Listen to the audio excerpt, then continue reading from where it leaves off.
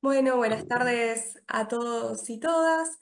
Nos encontramos en este panel de las 24 jornadas de Filosofía y Ciencias Políticas, eh, titulado La democracia en el contexto actual, un debate imprescindible, que va a contar con la participación del doctor Ricardo del Barco, la doctora Juliana Tumini, la magíster Ana María Raggio y la doctora Lila García.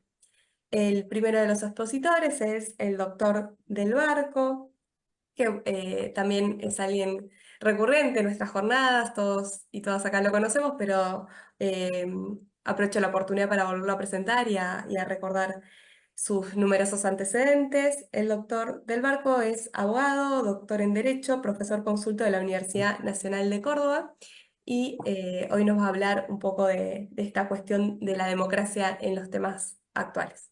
Bueno, le doy la palabra. Muchísimas gracias. ¿Se escucha bien? Sí, sí, se escucha perfecto. Bueno, muchas gracias una vez más en esta jornada que ahora la tenemos que hacer de manera virtual. Espero que podamos volver a vernos cara a cara en un futuro no tan lejano. Yo voy a tratar de plantear en los minutos que tengo asignado lo que he llamado desafíos para la democracia en el siglo XXI. Estos son múltiples, pero he tratado de sintetizar 5 desafíos. Los enumero y los explico rápidamente. El primero es hacer frente a la disrupción tecnológica. El segundo es hacer frente a las 3 P: populismo, polarización y posverdad. El tercero es recrear formas genuinas de participación. El cuarto, fomentar y formar liderazgos constructivos. El quinto, superar la confianza ingenua y el pesimismo destructor. Explico rápidamente. Hoy vivimos un fascinante, atrapante, desafiante mundo en el que la tecnología está presente. De hecho, en este momento somos tributarios y muy positivamente de estas innovaciones tecnológicas. Era impensable hace 24, 25 años que comenzaron estas jornadas, un formato en el que estamos sin estar físicamente cara a cara desde lugares distintos del país o fuera del país.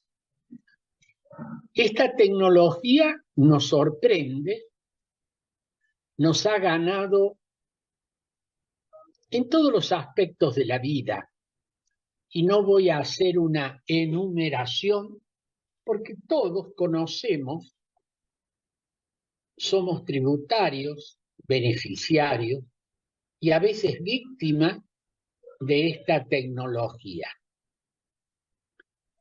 Este primer desafío lo he titulado como hacer frente a la disrupción tecnológica. Me explico. Hace ya bastantes años, cuando se comienza a popularizar Internet, se pone una suerte de confianza, yo diría casi ciega, en esta nueva tecnología de la que se esperaba una enorme cantidad de efectos positivos. Piénsese, entre otros, lo que fue hacia el 2015 la llamada primavera árabe, que ocurrió entre el 2010 y el 2013, los medios de comunicación occidentales hablaban de esta revolución tecnológica que estaba produciendo un fin a la corrupción y al despotismo. Así, por ejemplo, El País de Madrid, en un artículo del 2011, titulaba lo que era este comienzo de la llamada primavera árabe. El New York Times decía que las redes ofrecieron un camino para que los descontentos se organizaran y se movilizaran. Con las redes claramente atraparon a las autoridades. La premisa era atractiva por su sencillez. Las redes daban voz a los ciudadanos que se sentían poco representados por el establishment u oprimidos por líderes tiránicos. Esto dio lugar a lo que se denominó un relato optimista, pero no demasiado tiempo después comenzó a verse la enorme posibilidad de manipular a través de estos medios a los ciudadanos de carne y hueso que podían ser llevados a un escenario en el que parecía que eran parte activa de, pero en realidad estaban siendo sometidos a una serie de influencias y manipulaciones de los que manejaban estas redes, llámese Facebook, YouTube, Twitter, hoy X, y tantas otras plataformas y medios de comunicación digital. Es decir, que en poco tiempo pasamos de una visión optimista a una situación en la cual el pesimismo parecía ganarnos. Hoy, cualquier campaña electoral, aún en países de genuina tradición democrática, se advierte que la ciudadanía puede, no sabemos hasta dónde y en qué medida, ser conducida a determinadas decisiones a través de una capacidad de influir con estas tecnologías y hacer aparecer que esa era o es la genuina voz de la ciudadanía. Hoy es impensable la democracia en cualquier país del mundo sin tener en cuenta el tema de todas estas tecnologías y esto que da tanto material para el análisis de la influencia de las redes sociales. La velocidad, la enorme capacidad de influenciar y que prácticamente desde la nada aparecen mensajes y personas que ganan, a veces con mecanismos no demasiado transparentes, la voluntad ciudadana. Pensar en un una vuelta a un mundo pretecnológico es absurdo. Hoy tenemos sí o sí que contar con el uso de estas tecnologías. Evitar su abuso y forjar un tipo de ciudadano que sea capaz de hacer uso y no ser usado por estas tecnologías. Bueno, esto es lo que llamo hacer frente a la disrupción tecnológica. El segundo desafío es hacer frente a 3P. Esto de las 3P no me pertenece, lo tomo de un autor venezolano que sintetizó en 3 términos que comienzan con P: populismo, polarización y posverdad.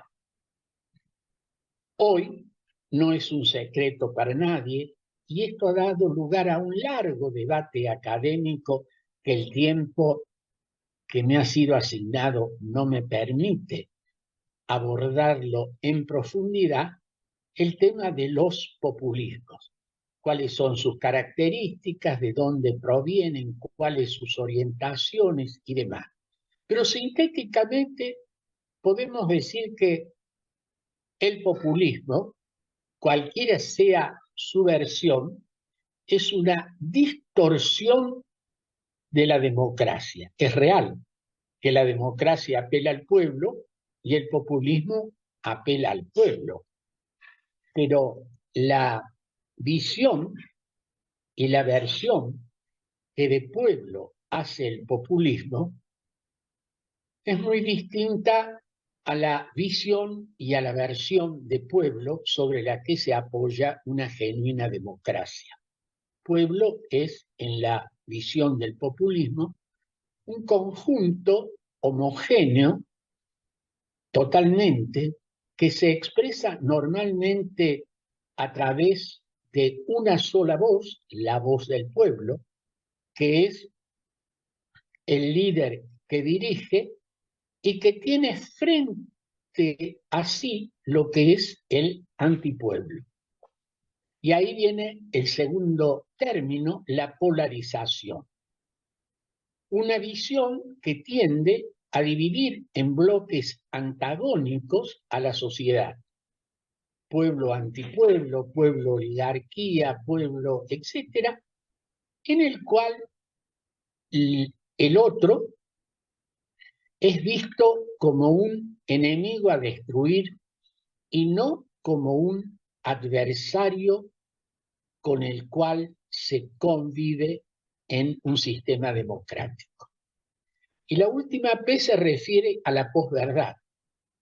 Este término, que en realidad es un término equívoco, porque pareciera que habla de la verdad, pero en realidad la posverdad es la mentira.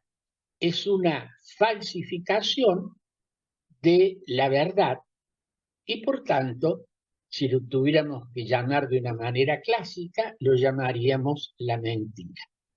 El populismo, la polarización extrema que divide entre amigos y enemigos, y esta negación de la verdad, son 3 grandes males que acechan a nuestras democracias. Por eso digo, hacer frente a las 3P. En tercer lugar, digo, recrear formas genuinas de participación.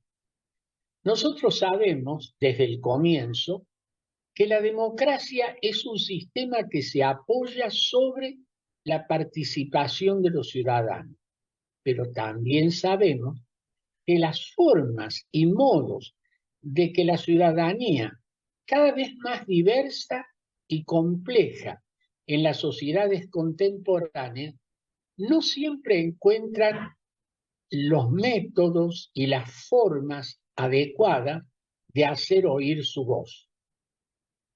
He utilizado el verbo recrear, para decir que hay que inventar de nuevo, que hay que adecuar a antiguas formas, hay que hacer un uso permanente de la creatividad para permitir que los ciudadanos puedan ser parte activa de nuestras democracias. Y este es un desafío muy serio. Vuelvo al punto inicial. Hay mucho de las tecnologías contemporáneas que permiten ser vehículos de participación, pero también muchos de esos vehículos de participación pueden ser instrumentos de engaño. Por eso he utilizado esta expresión genuina, recrear formas genuinas de participación. En cuarto y penúltimo lugar, hablo de fomentar y formar liderazgos constructivos.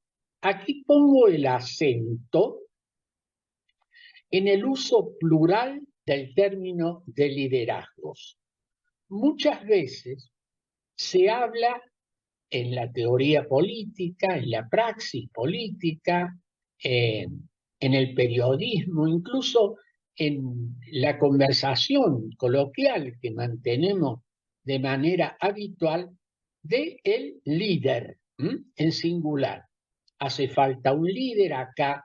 Si hubiera un líder, si hubo un líder, ahora ese líder no está. Esa manera de hablar del liderazgo en singular conlleva un grave riesgo, porque en definitiva se está hablando de una suerte de hombre providencial en el quien se depositan todos los anhelos y esperanzas y de cuyo talento y voluntad depende la suerte del conjunto. A esta altura del partido, ustedes saben que hay numerosas definiciones de lo que es el liderazgo y distintos tipos de liderazgo.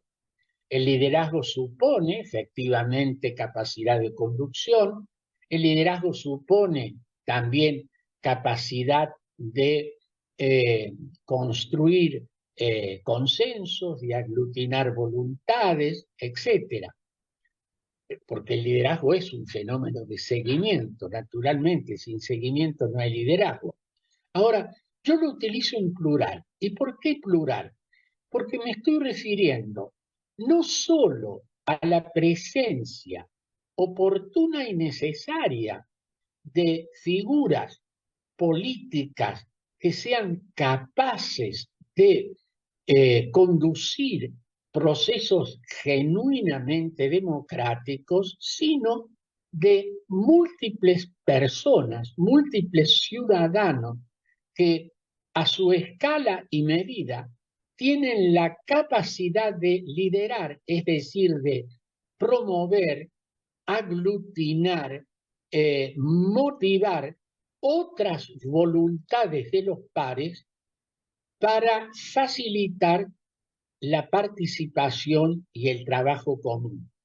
Y además del plural, utilizo el adjetivo constructivo, porque muchas veces, y la historia es rica en ejemplos, ha mostrado liderazgos que han tenido todas las características del líder, pero que han llevado a procesos destructivos hacia adentro de sus sociedades y proyectados a nivel internacional.